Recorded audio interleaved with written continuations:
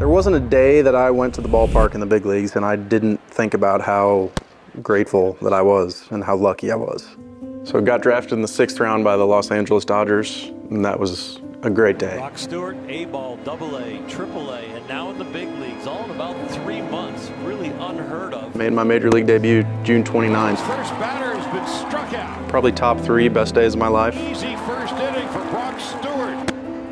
Call strike 3 on the outside. From 2014 to 2017, you know, I was mid-90s. Right hander ready, Bryant holding. Beating people with my fastball. And then we got to 2018 and I had some quad tendonitis that I dealt with, and I think that messed with my mechanics a lot. Down until he commits to the pitch, and then he's locked and loaded. And my velocity suffered big time. My time in the big leagues wasn't great in 18.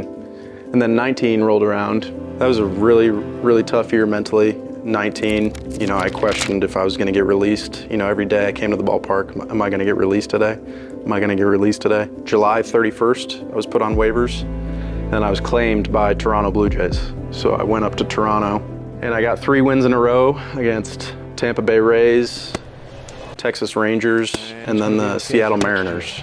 Swing and a miss, and Stewart. So I had that initial success with the Blue Jays, but then a couple guys got healthy and I got pushed out of the starting rotation, and I went to the bullpen in Toronto and got lit up, specifically by the Yankees. And he sends a high fly ball to deep left center field. And the Yankees go back to back. That one was up off the facing of the 3rd level. That's probably the most alone I felt, is on a big league mound during a rough outing. It's not fun at all. To get my teeth punched in by the New York Yankees, that was tough, you know, to see balls flying past your face left and right. High fly ball. You never want to see that. I can handle being beat, but I can't handle, you know, when I beat myself. And in 2019, I did way too much of that.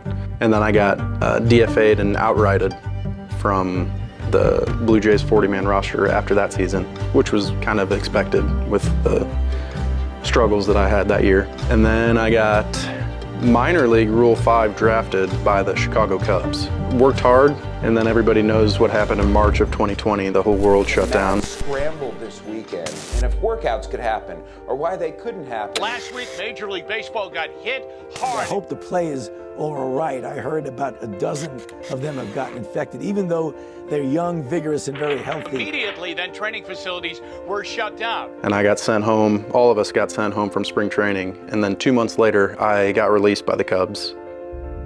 So in 2020, when I was released, that was kind of got me stirring inside and really wanted to fix things and get better. And I knew I wasn't done. So September of 2020, I started working with Tread. And within 2 months of working with Tread, I was throwing as hard as I ever have. I was up to 94.7, I think.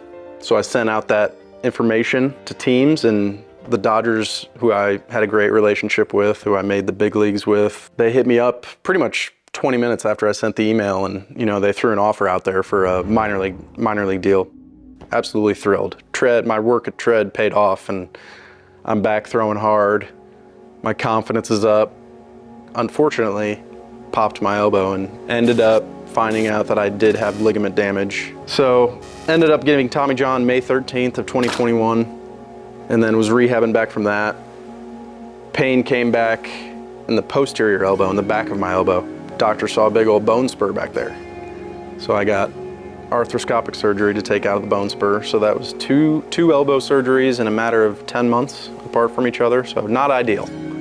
Not ideal, especially for a 30-year-old trying to still, maybe pitch in professional baseball. So not ideal. 13 months after Tommy John and 3 months after arthroscopic surgery, I threw the fastest fastball I've ever thrown in a bullpen at Tread. It was 96.0. And I've never been able to throw that hard if I'm not facing a hitter. And to see that without a hitter in the box, I mean, it was a good day. It was a very good day. Having gone through Tommy John and that rehab, being back home with my wife in our house in Charlotte, and then finding out that my wife was pregnant, and then having this little guy, I just woke him up. But having this little guy, it puts things in perspective. I mean, I could have a good outing or a bad outing, but my kid doesn't care. I come home and they treat me the same. You know, they could, you know, it's unconditional love. So, oh, buddy. You're all right, dude. You're okay. There you go. I want to get back to the big leagues. I'm hungry to get back to the big leagues. I'm hungry to have success as a pitcher again. I'm in a good spot now, thanks to Tread, thanks to these 2 surgeons that fixed my arm. And we're rocking and rolling and trying to get back into pro ball. After lunch, I went back to the hotel. He went to the yard, and you know, he was told then, and he was pretty emotional. And he didn't see me, but I was pretty emotional. But it was a great day, and this is a great day. Absolutely. I mean, that's why I play this game, is to compete at this level, and to get my first win at this level is definitely a special feeling, and it's definitely something I'll never forget.